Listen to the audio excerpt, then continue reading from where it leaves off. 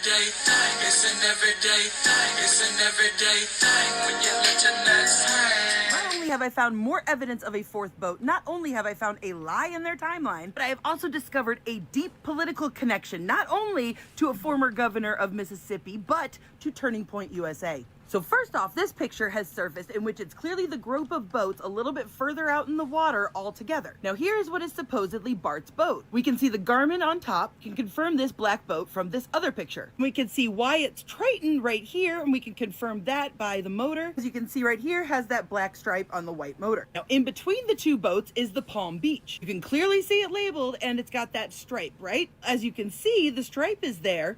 And yet there's this design right here and no Palm Beach. And you may be like, Jay, that doesn't prove that it's a different boat. Maybe we just can't see it, even though it should be right there according to this picture. But if you look in this video, you can see that there is a black propeller right there. See black propeller, and you can very clearly see the Palm Beach right there on the side. And if you look really carefully in this photo, you can see right there a black propeller. There's another boat on the other side of these three boats. And given the lack of the name on the boat and the black propeller, I'm gonna assume the Palm Beach is on the other side, which means there's 4 boats right here. Then I rewatched Warren's interview. And I woke up at my buddy's house, and we went to McDonald's, got food. Nolan was not with me, and I went and got breakfast. I had my buddy's boat hooked up to my truck, and well, first I ran to my house, then I went to McDonald's and came back, and the boat was already hooked up to my truck. My buddy Wyatt and I went, and with my buddies, we went, filled the top of the boat off, loaded it down with ice, and just got everything ready. Then Wyatt went and put his smaller boat in the water, which is the Palm Beach.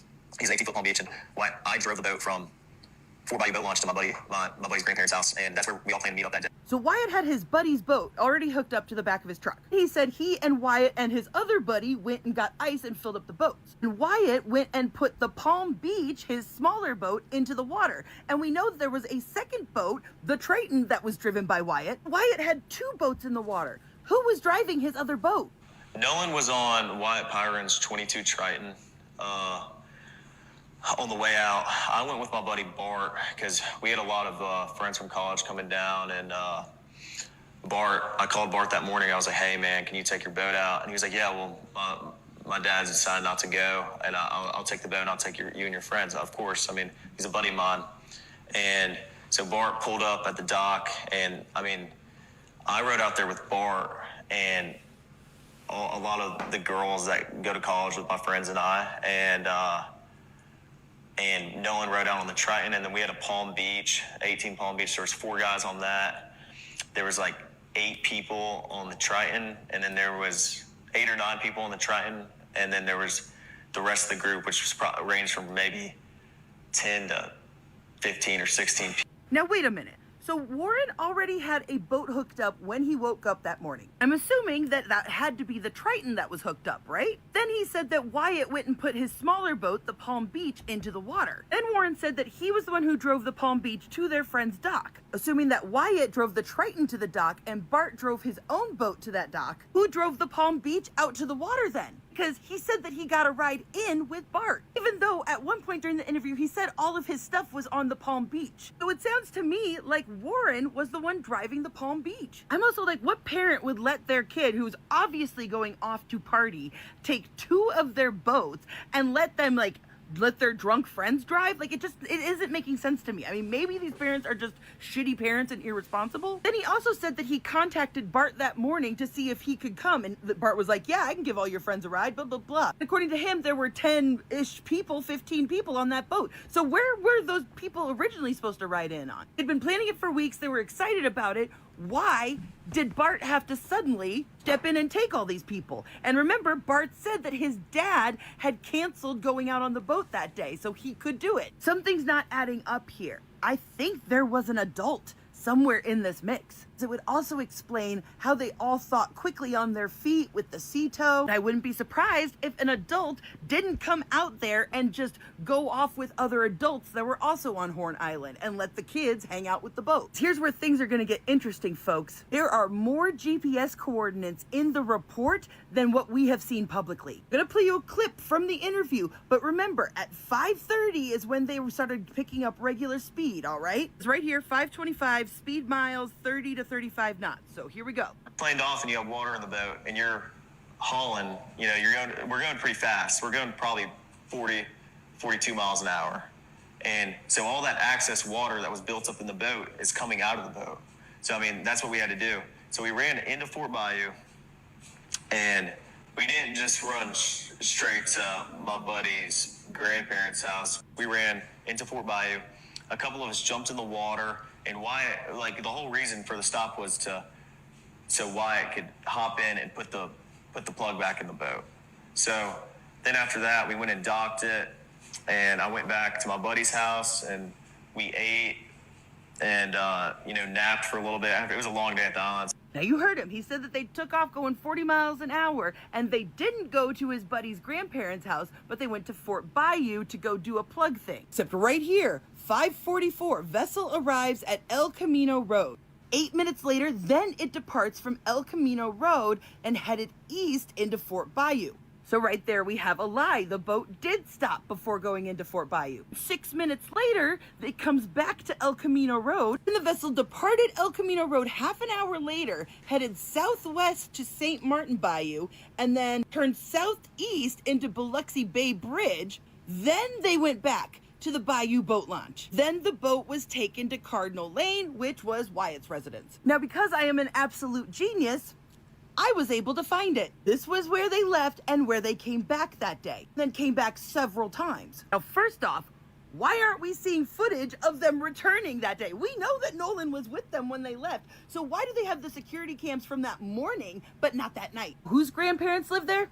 Jax Patalo, whose family owns a pharmacy. It goes back deeper than that because George Patalo Sr., which is Jax's great-grandfather who is deceased, as it turns out, his great-grandfather was appointed and served on the staff of Mississippi Governor Cliff Finch. As you can see, I've confirmed Jax's relation to him. And as it turns out, Cliff Finch, well, he was in the Mississippi House of Representatives from 1960 to 1964 and supported racial segregation and backed the racist governor, to preserve segregation in the state. The federal grand jury conducted a 3-year-long investigation into his administration and several state agencies, and they were all accused of corruption and mismanagement. Finch was never found guilty himself, but some of his aides and appointees were indicted. And those sort of political connections seem to trickle down through the generations, so now we know why the governor got involved. And I started looking into the lawyer that's handling the defamation case from the Bart family. So from 2015 to 2018, he was state director of Americans for Prosperity. Then in 2018 to 2020, he was vice president of Stand Together while being vice president of Americans for Prosperity. Stand Together is a Charles Koch nonprofit, and Americans for Prosperity is a libertarian conservative political advocacy group affiliated with Charles Koch and David Koch. And if you don't know who the Koch brothers are, they're evil. Guess who's one of the major funders for Turning Point USA? Major donors for the Koch brothers also are primary financial pillars for Turning Point USA, specifically their campus operations. And guess who used to serve as the director of urban engagement? Not only have I found now it all makes sense. Connect the dots, man. Wait, we got more. This is now my 3rd time making this video because they keep taking it down because they don't want you to see what I have found. Katie has dry snitched, y'all. Here we see Katie's Snapchat where she's wearing a teal swimsuit and she's with a girl in a blue and white striped swimsuit. On this video of the 3 boats, you're gonna see a girl in a blue and white striped swimsuit right here on Bart's boat, and right next to her with the same long wet hair is a girl in a teal swimsuit on Bart's boat. Make sure you have your brightness turned all the way up because here we have Katie in a teal swimsuit and look at her head. She is wearing a white hat. Oh look, the video of the boat getting towed. Teal swimsuit, white hat. And that's not all, folks. Again, turn your brightness all the way up because right here we've got somebody wearing red trunks. Oh, and look what we have here. Red trunks. And here's those same red trunks on the shore right after the fight with Tristan. Katie is claiming that she allegedly caught a ride home with somebody named Marty McGrath. It just so happens that a Marty McGrath is the co-owner of the Biloxi Bay RV Resort and Marina in St. Martin. Here it is, and my, that is a massive dock way out in the water. And would you look at that? It's right next to the grandparents' house. Now, in that report with the GPS coordinates, didn't they say that they went southwest towards St. Martin Bayou? Yeah, that's right, it did. And it also took them 45 minutes to get to that boat ramp over there that only takes about 6 minutes on land. Like I said, they are trying to take down my page. Make sure you are following my backup here. But Katie, I want to say one thing to you. You're young, and I know you don't realize this yet, but these are not your friends. Be a hero. Do what's right. Oh, they're trying to be sneaky on TT because I just found out that the video I posted today about Katie not eligible for FYP. Make sure you go and watch it, but I'll give you a quick little rundown. Teal swimsuit, white backwards baseball cap. Teal swimsuit, white baseball cap. Red shorts, red shorts, red shorts. Bart's boat, girl in striped swimsuit, standing right next to a long-haired girl in a teal swimsuit. Teal swimsuit, striped swimsuit. Well, that's a lot of evidence. So, all right, these TikTok detectives are, I just don't have that type of time. I wish I did. I love what I do. I love doing YouTube, but I'm just not an investigator. I see a little bit of this stuff, then I'll just watch it. I don't have the time to dissect everything, but I love when somebody does it for me. So that's what, and they broke it down because I'm not finna sit here and go through all these pictures and Snapchats and all this stuff.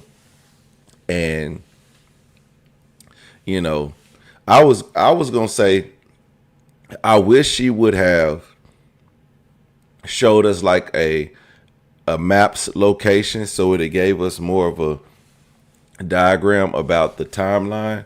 Because if we go back to this video, when she talks about the timeline, it was a very long video. Okay, so when she talks about the timeline right here, and she says it departs El Camino Road and goes back north to Fort Bayou, then arrives at Fort Bayou, then it moves. Like, I wish she would have showed a map of this so I could have visualized them going from El Camino Road to this other one, because that would make more sense because I'm a visual learner.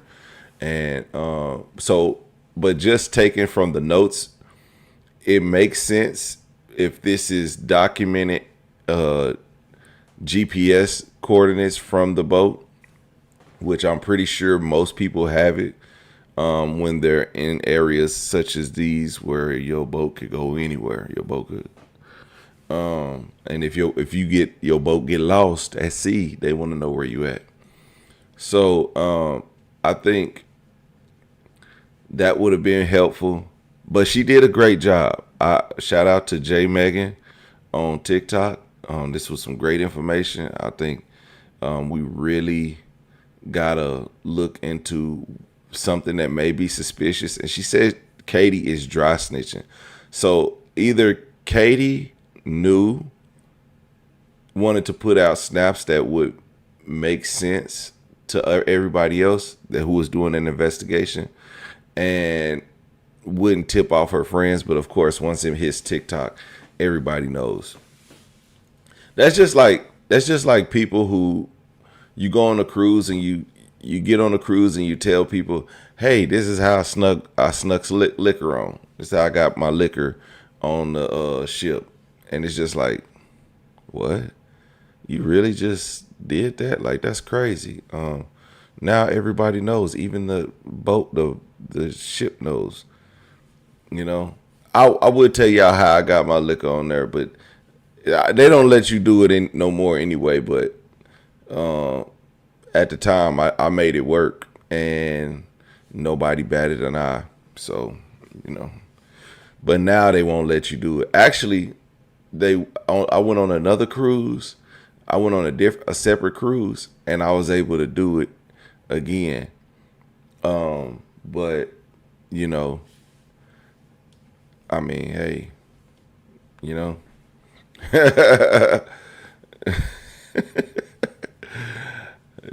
do it at your own risk. I wouldn't tell you how to do it, though. I'm not gonna tell you how to do it, but crazy situation. But let me know what y'all think about this Nolan Wells case, and How do y'all think that somebody will finally come clean about what really happened?